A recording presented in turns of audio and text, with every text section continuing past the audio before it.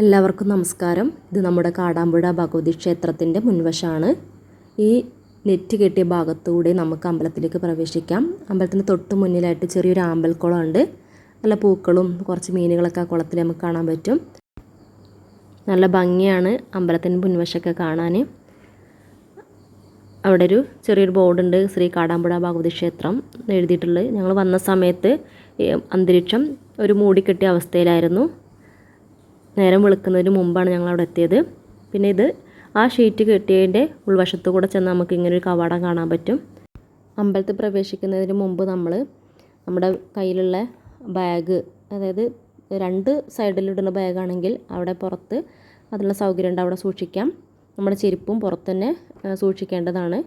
അതിനുശേഷം നമ്മളെ മുട്ടെറുക്കാനുള്ള എന്ത് വഴിപാടിനാണോ വന്നത് അത് നമ്മളൊരു പേപ്പറിൽ എഴുതി നമ്മുടെ പേരും നാളും ഏത് മുട്ടാണ് ഇറക്കേണ്ടത് അത് എഴുതിയതിന് ശേഷം ആണ് നമ്മൾ അമ്പലത്തിലേക്ക് കൊടുക്കേണ്ടത്.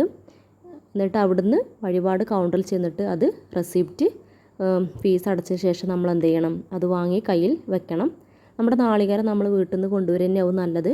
ഇത് കൊണ്ടുവന്നിട്ടില്ലെങ്കിൽ ഇവിടെ കടകളിലൊക്കെ നാളികേരം കിട്ടാനുള്ള സൗകര്യമുണ്ട്. ഈ നാളികേരം നമ്മൾ കഴുകാൻ വേണ്ടിയിട്ട് ഒരു തുണിയിലോ അല്ലെങ്കിൽ ഒരു നെറ്റുള്ള സഞ്ചിയിലോ കൊണ്ടുവരാം. കാരണം അവിടെ അത് കഴുകാനുള്ള സൗകര്യമുണ്ട്. പ്ലാസ്റ്റിക് അമ്പലത്തിലേക്ക് പ്രവേശിപ്പിക്കില്ല. പിന്നെ എന്ത് ദോഷങ്ങളുണ്ടെങ്കിലും ആ വഴിപാടിലൂടെ നമുക്കിവിടെ തീർക്കാം. പിന്നെ ഇത് വേറൊരു വഴിയാണ്. പിന്നെ അമ്പലത്തിലേക്ക് കയറേണ്ട ഒരു വഴിയാണ്. ഇനി ഇതാണ് പ്രധാന കവാടം. ഇവിടെ നമുക്ക് എന്ത് ചെയ്യാം, ഇതിലൂടെയാണ് പ്രവേശിക്കേണ്ടത്. അമ്പലത്തിലേക്ക് പ്രവേശിച്ച് കഴിഞ്ഞാൽ നമ്മൾ വഴിപാടൊക്കെ റെസീറ്റാക്കി കഴിഞ്ഞ് നമ്മൾ ഒരു ക്യൂവിൽ നിൽക്കണം. എത്രയും നേരത്തെ പോകുകയാണ് നല്ലത്, കാരണം നല്ല തിരക്കുണ്ടാവും.